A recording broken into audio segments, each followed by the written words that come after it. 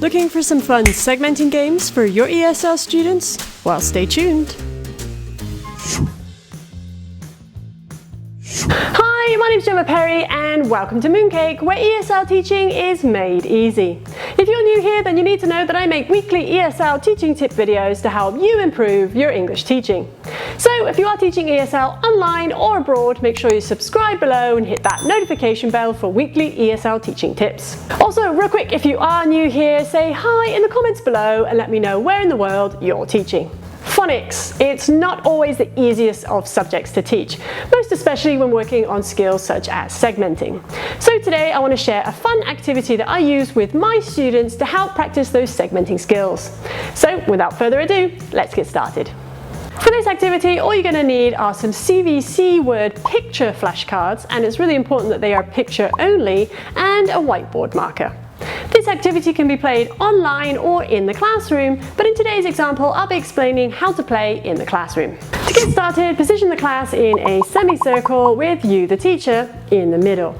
Next, you're going to review the letter sounds with students using a drilling game such as Silly Banana. If you're not sure what Silly Banana is or what kind of drilling game to use to practice those letter sounds, then you can check out my video on Silly Banana, linked below. The reason for reviewing letter sounds at this point is so that students have those sounds fresh in their mind for this activity.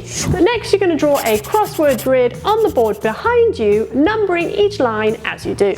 Now, it's really important that before your class you create your crossword grid to match the CVC words that you'll be teaching. Make sure that those grid lines match up with the CVC flashcard pictures and draw numbers on the back of your picture flashcards. Otherwise, you end up in one of those situations where you don't know what you're doing and the kids know that you don't know what you're doing. We've all done that, right? Let me know in the comments below. Next, you're going to split the class into two teams and give each team fun team names. You can add in a bit of blending practice here by giving each team a CVC word as a name. Write that name on the board and have students blend those sounds together, read them out loud to discover what their team is called. Once the class is split into two teams and you have the grid on the board behind you, you can take those picture flashcards and place them face down on the floor in front of you. Depending on your student's English level, you may want to review those words as you place them face down on the floor. But if you want to keep things challenging, then you can just place them down without reviewing. One student from each team then comes to the front and plays a game of rock, paper, scissors. The winner of that game gets to stay in the middle, whereas the other student needs to sit back down. That student at the front then gets to pick a flashcard, say that word out loud, and then needs to segment the sounds within that word. If they do so correctly, they get to write the letters on the grid. Of course, if your students are not yet strong writers, you can help the students by writing on the grid for them. That team then wins that line and scores 1 point. The student in the middle goes back and sits down, 2 more students come to the middle, play rock, paper, scissors, and go again. Keep going until the grid has been completed and you can see which team is the winner.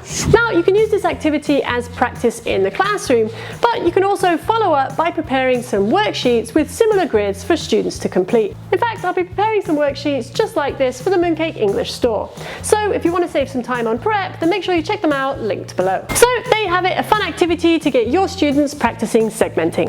If you like this video, then go ahead and hit that like button and comment with the word helpful in the comments below. If you're looking for more fun ESL game ideas, then make sure you check out some of my other videos right here. That's it for this video. Thanks so much for watching. You can find me on Facebook, Instagram, and Twitter, or if you're looking for a teacher tea from Mooncake, you can find them linked below. And of course, remember to subscribe and hit that notification bell for more weekly ESL teaching tips from Mooncake.